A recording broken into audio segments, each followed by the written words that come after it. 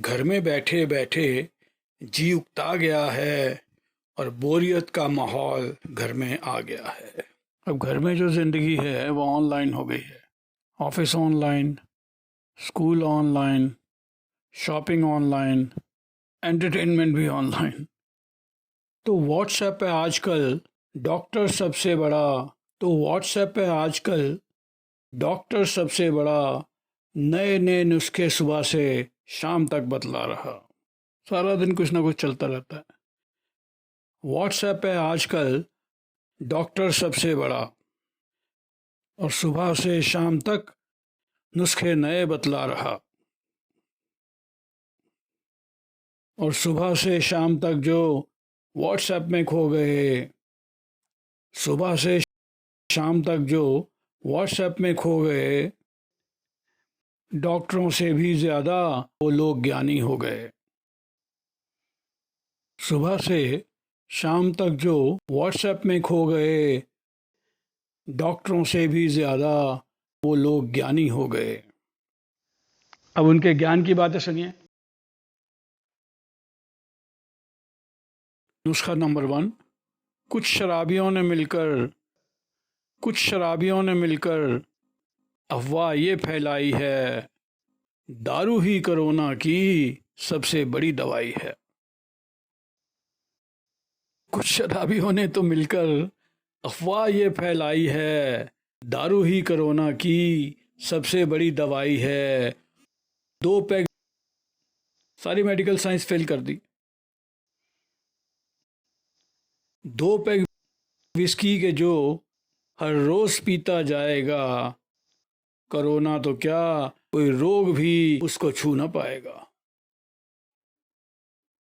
नुस्खा आ गया, हलचल मच गई सब जगह। कुछ शराबियों ने तो मिलकर अफवाह ये फैलाई है, दारू ही कोरोना की सबसे बड़ी दवाई है। 2 पैग विस्की के जो हर रोज़ पीता जाएगा, कोरोना तो क्या कोई रोग भी उसको छू ना पाएगा। अब उसका असर क्या हुआ? अगले ही दिन दारू की दुकानों पे भीड़ लग गई। अगले ही दिन दारू की दुकानों पे भीड़ लग गई और कोरोना की मुसीबतें और ज़्यादा बढ़ गई। भीड़ लगेगी तो कोरोना बढ़ेगा ही, सबको मालूम है। अगले ही दिन दारू की दुकानों पे भीड़ लग गई और कोरोना की मुसीबतें और ज़्यादा बढ़ गई। ये नुस्खा नंबर 1 था। अब नुस्खा नंबर 2 सुनिए। एक स्वामी जी ने तो हद ही कर दी, कहते हैं कुछ ना करो। देखें, एक स्वामी जी ने तो हद ही कर दी, कहते हैं कुछ ना करो, बस खड़े होके एक टांग पर मेरे मंत्र को पढ़ो। एक स्वामी जी ने तो हद ही कर दी, कहते हैं कुछ ना करो, बस खड़े होकर एक टांग पर मेरे मंत्र को पढ़ो।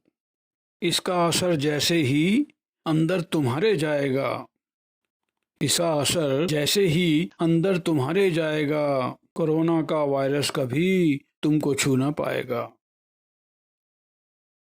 इसका असर जैसे ही अंदर तुम्हारे जाएगा, कोरोना का वायरस कभी तुमको छू ना पाएगा। और उसका असर क्या हुआ? उनके इस सुझाव का असर जिन पे हो गया, तो सब तो ये बातें समझते हैं, मगर कुछ बेचारे भोले भाले हैं, उन पे असर हो जाता है।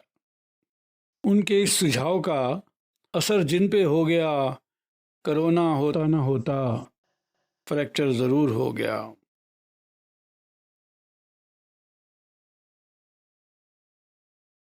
उनके इस सुझाव का असर जिन पे हो गया, कोरोना होता ना होता फ्रैक्चर ज़रूर हो गया।